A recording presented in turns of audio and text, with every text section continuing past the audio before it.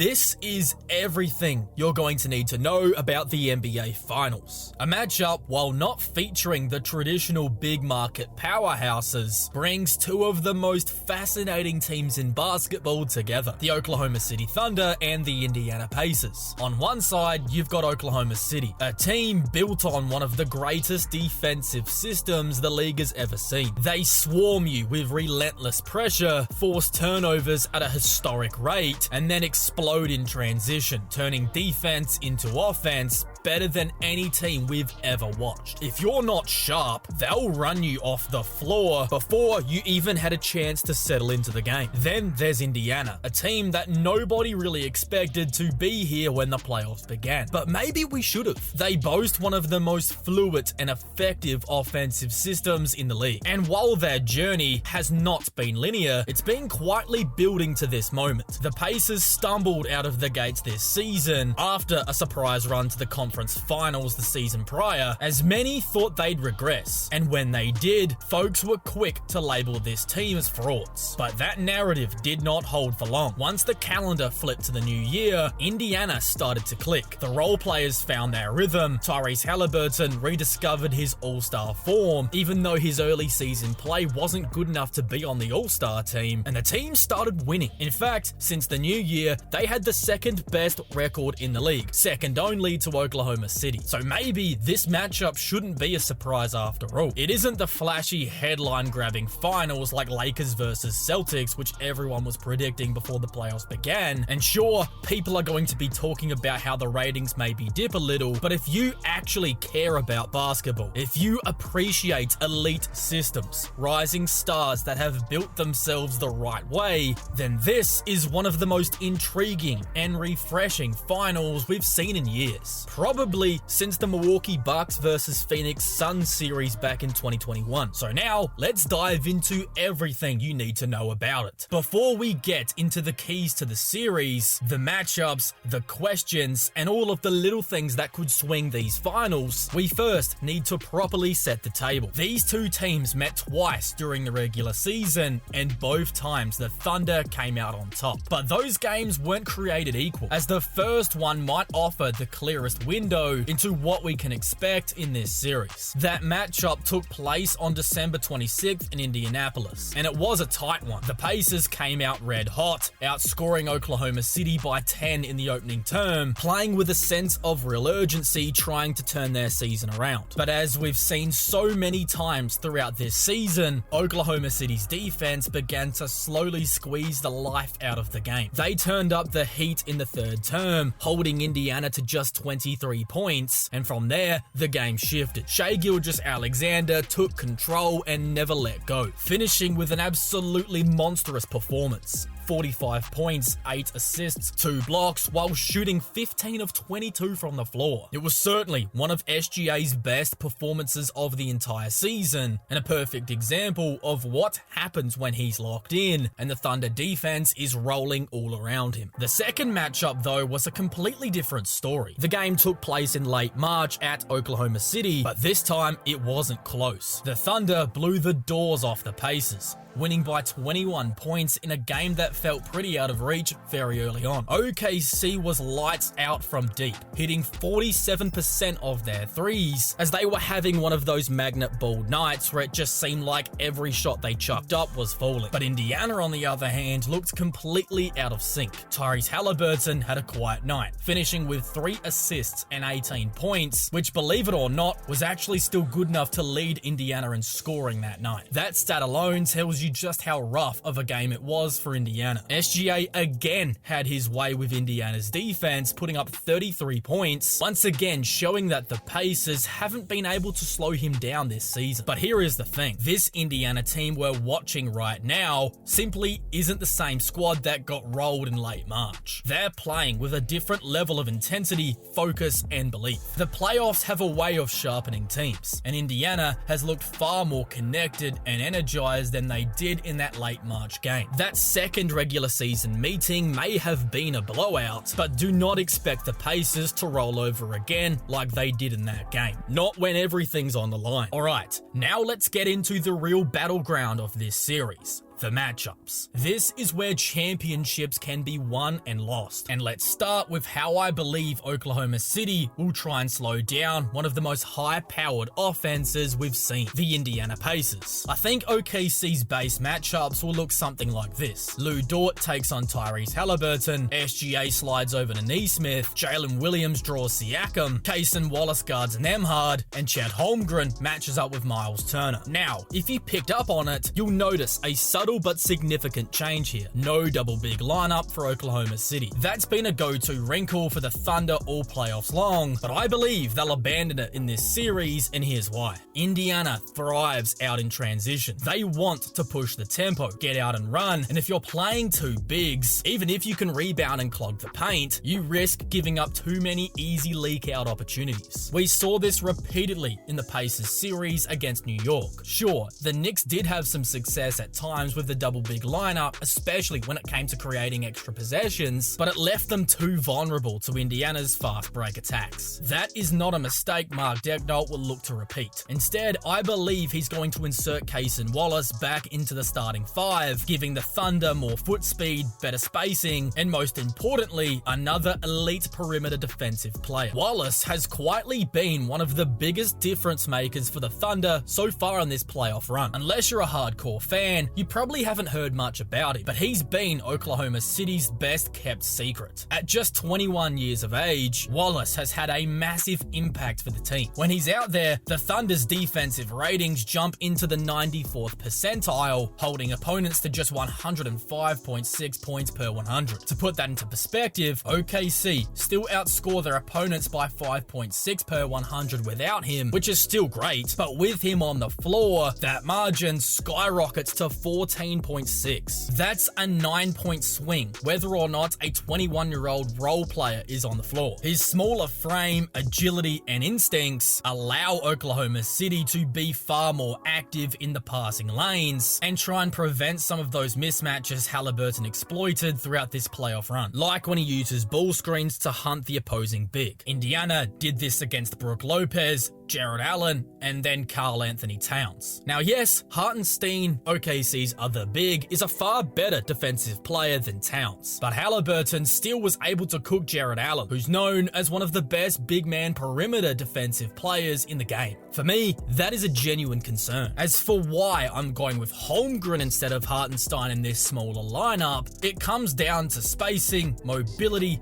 versatility, and the fact that Chet Holmgren is just a better player. Daigneault often leans towards Holmgren when he wants to shift away from the double big setup, especially to start second halves when he needs more speed in the game. And in this matchup, I believe Holmgren could be the X factor. He's been crashing the glass, protecting the rim, and spacing the floor with his three-point shooting, making him a real weapon out there. He also matches up fairly well with Turner, who isn't the kind of bruising big who will try and punish him in the post on multiple possessions. Both play a bit more finesse, so Chet won't be physically overpowered. But there definitely is a world where the Thunder stick with their double big lineup, backing their ability to get enough guys back in transition while trying to generate those extra offensive possessions from rebounds, and I'll get into that more deeply later in the video. Now, let's talk about the most important defensive assignment, Tyrese Halliburton. He's the engine of this Pacers machine, and if you do not slow him down, you're going to get ran over. He's constantly probing, leveraging his threat as a shooter to open up those passing lanes. He helps lead the unit to push the pace of makes, misses, and even dead ball situations. Indiana plays fast no matter the context, and Halliburton is certainly the head of the snake, always looking for that quick hit-up pass. But if I believe there is one team built to handle that kind of chaos, it is Oklahoma City. They might just have one of the best top 7 defensive rotations in league history. Seriously, with guys like Lou Dort, Wallace, and even Caruso coming off the bench, they are stacked with defensive-minded dogs, and that's only the tip of the iceberg. One thing I thought New York did particularly well though, at least early in Game 6, was picking up Halliburton extremely high up the floor. By forcing him to have to initiate offense further and further from the basket, it at times completely slowed down Indiana's offense. Halliburton is not Edwards. He's not going to blow by you with pure speed every time. He relies heavily on on-screen actions, especially with Turner. If you can push that action to have to happen higher up the floor, closer to half court, then you can start sending traps, especially off of Turner's immediate defender, potentially giving Tyrese a different look to make him uncomfortable. The Thunder have the personnel to play this pressure style, staying in his face, making him work for every inch, and really handing him a taste of their own medicine. However, it is not going to be easy, but it is certainly possible. Now, I believe Pascal Siakam is the wild card. If Indiana's fast-paced game slows down, and OKC's defense is certainly capable of forcing that, I believe Siakam is the only guy who can still create and score in these traditional half-court settings. There's a reason he won the conference finals MVP. He put up 24.8 points, 5 rebounds, and 1.3 steals per game on 52% shooting from the field and a scorching mark of 50% from deep. He was electric. And when Halliburton was more focused on orchestrating rather than scoring, Siakam became the guy who carried the offensive load. That's why Jalen Williams' role is so crucial here. He's got the lateral quickness to stay in front of Siakam, the length to try and contest his fadeaway shots, and the defensive discipline, as long as he doesn't bite on the fakes, to stay out of foul trouble. And on the other end, he's just as vital as OKC's secondary scorer, so he absolutely cannot get himself into foul trouble, making this battle a massive one. Alright, now, let's flip the switch and see how Indiana is going to match up against OKC. My guess is that we'll see Nesmith take SGA,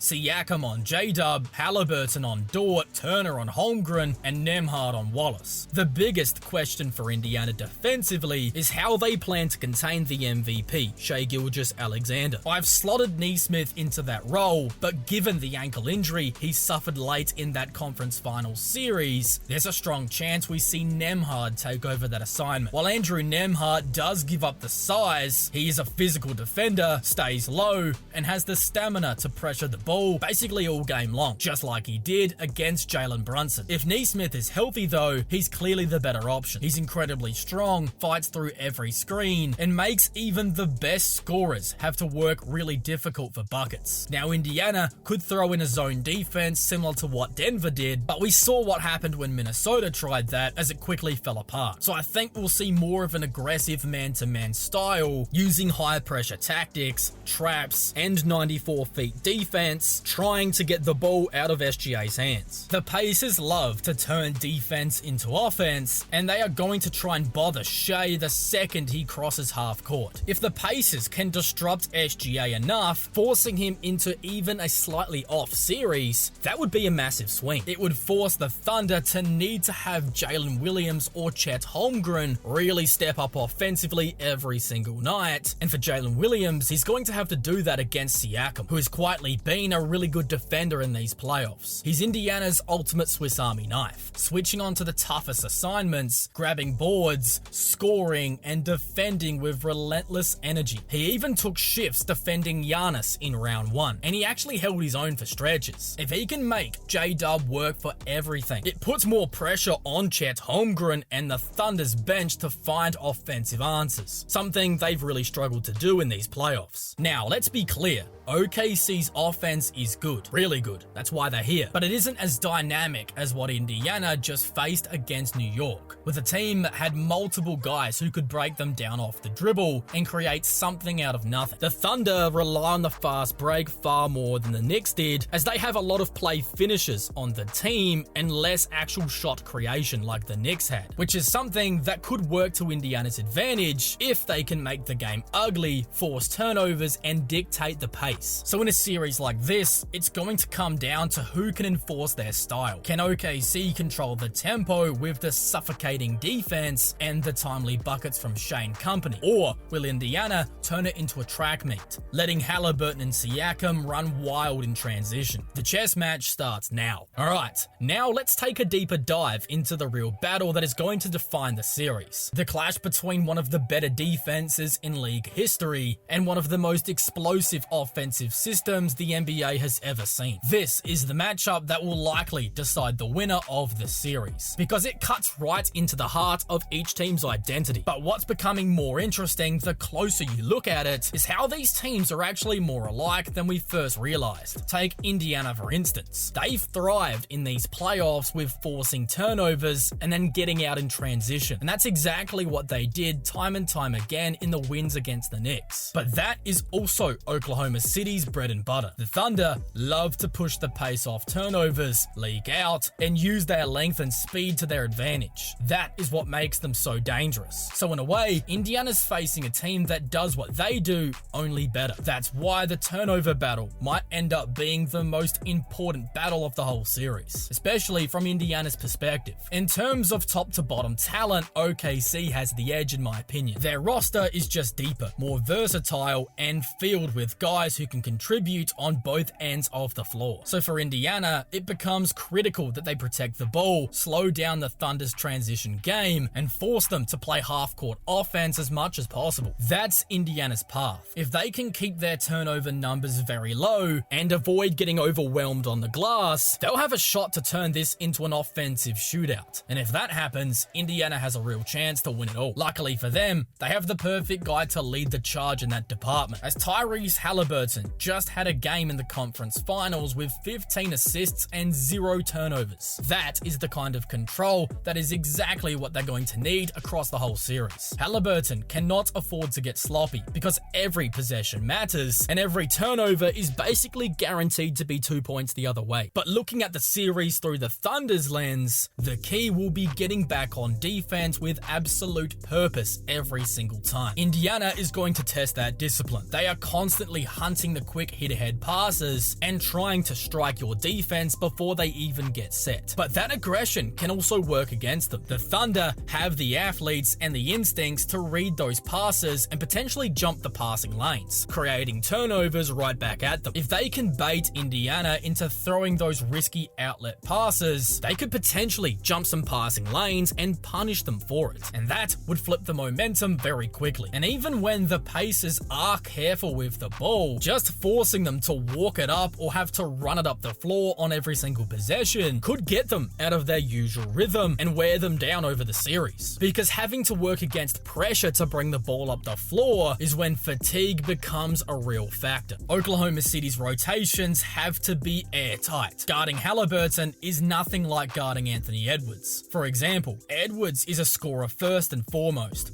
while Halliburton is a pass-first orchestrator. He's always looking to leverage defensive breakdowns into open looks for his teammates, as he's one of the best cross-court passers you're going to see. But if you can stay home on everybody else, don't bite on the misdirection, don't rotate unnecessarily, then you could potentially take away his biggest weapon. You force him into isolation, which he doesn't want, and sure, he is capable of scoring in those moments, but that is not Indiana's system. They want the swing pass. They want the threes out of drive and kicks, and not Halliburton and Siakam getting isolations every time down. This is also where I believe Chet Holmgren could make a massive difference. He's a lot more mobile than people give him credit for, especially when switching onto guards or hedging pick and rolls. If Turner is the screener and Halliburton is constantly trying to use that pick and roll action, trying to get the switch onto Holmgren, Chet just needs to stay in front and contest. And honestly, that might be enough, because Halliburton isn't going to torch you with massive scoring games on isolation jumpers. He's looking to pick apart a rotating defense and only look to score when he finds himself open. So if OKC is not rotating, they're staying disciplined and they're forcing Indiana into a ton of isolation possessions, then their entire offensive flow would be disrupted. Now, there's also a potential card Oklahoma City might play